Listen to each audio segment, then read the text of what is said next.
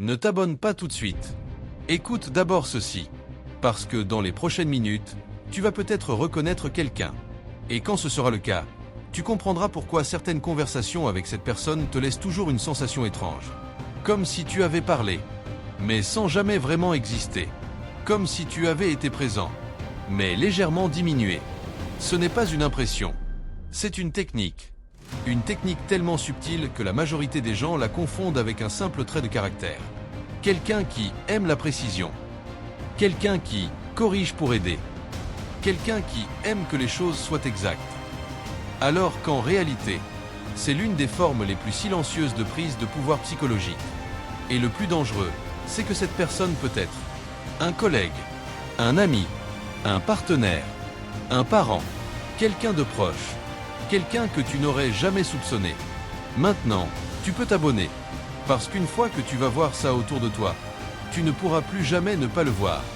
Il ne s'agit pas d'un cri, pas d'une insulte, pas d'une domination évidente. Il s'agit d'un comportement banal, quotidien, socialement accepté. Quelqu'un qui te corrige. Encore, et encore, et encore. Sur des détails insignifiants.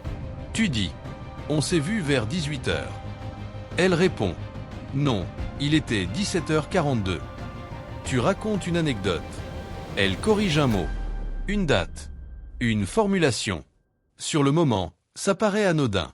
Mais ton cerveau enregistre autre chose. Un message caché. Ta perception n'est pas fiable. La mienne l'est. C'est une domination cognitive. Pas une attaque. Une érosion.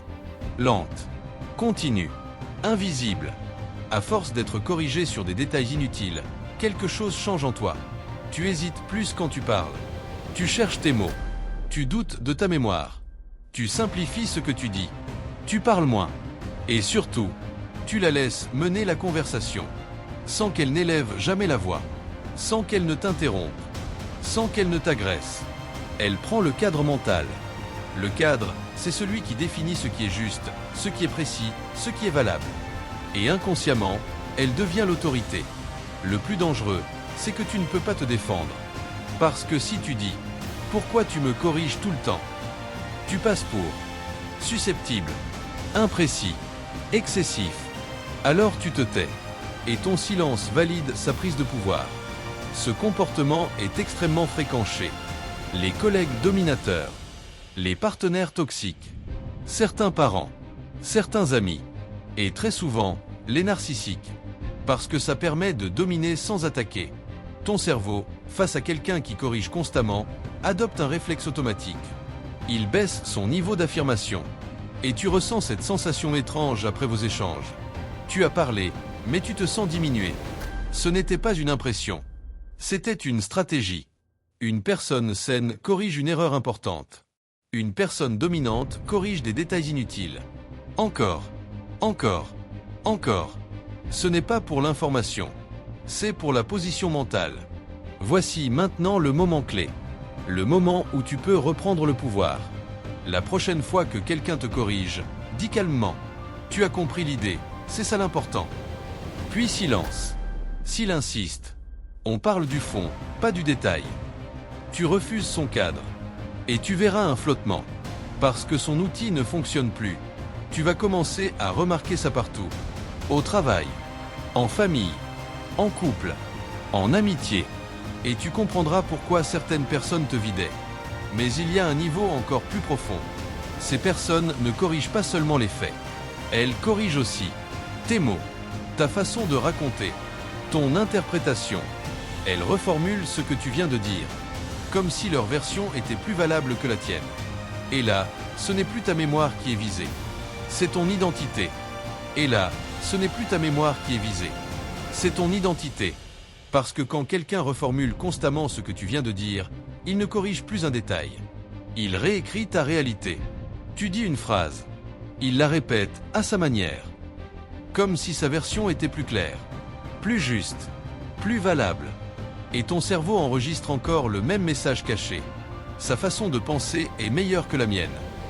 À ce stade, quelque chose de très subtil se produit.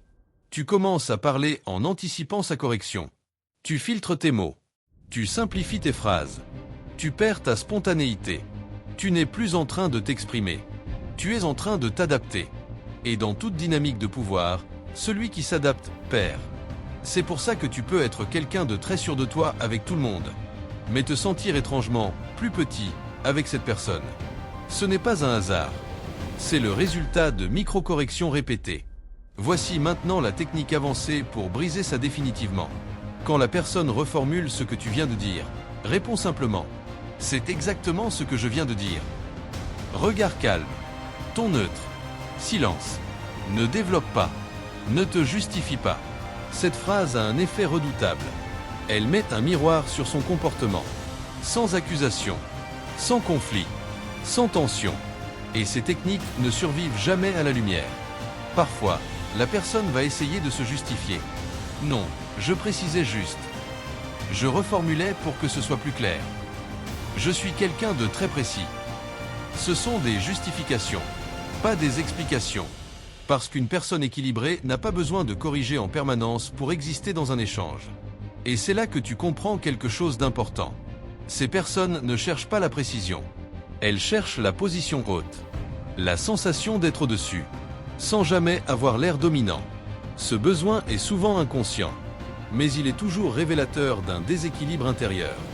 Un besoin constant de se sentir supérieur pour compenser une insécurité. Maintenant, repense à toutes les fois où tu t'es senti vidé après une discussion avec quelqu'un. Sans dispute, sans tension, sans conflit. Juste vidé. Tu sais pourquoi? Parce que ce n'était pas une discussion. C'était une prise de pouvoir silencieuse. La vérité, c'est que ce ne sont jamais les grandes attaques qui te font perdre du pouvoir. Ce sont les micro-comportements répétés que tu laisses passer par politesse, par habitude, par inconscience. Et plus tu les laisses passer, plus ils s'installent. Jusqu'à devenir une dynamique. Mais maintenant, cette dynamique est brisée. Parce que tu sais quoi observer. Tu sais quoi répondre. Et surtout, tu sais que ce n'est pas anodin. À partir d'aujourd'hui, tu vas remarquer ce comportement partout. Et tu vas voir quelque chose d'intéressant. Les personnes qui utilisent cette technique vont se sentir mal à l'aise avec toi. Sans savoir pourquoi. Parce que leur outil ne fonctionne plus. Tu n'auras pas besoin de t'imposer. Pas besoin d'élever la voix. Pas besoin d'argumenter. Juste refuser le cadre. Encore. Et calmement. Et c'est là le vrai pouvoir. Le pouvoir silencieux. Celui que peu de gens comprennent. Si cette vidéo t'a ouvert les yeux, abonne-toi. Parce qu'ici, tu vas apprendre à voir ce que les autres ne voient pas. Like la vidéo. Et écris en commentaire. Qui fait ça autour de toi ?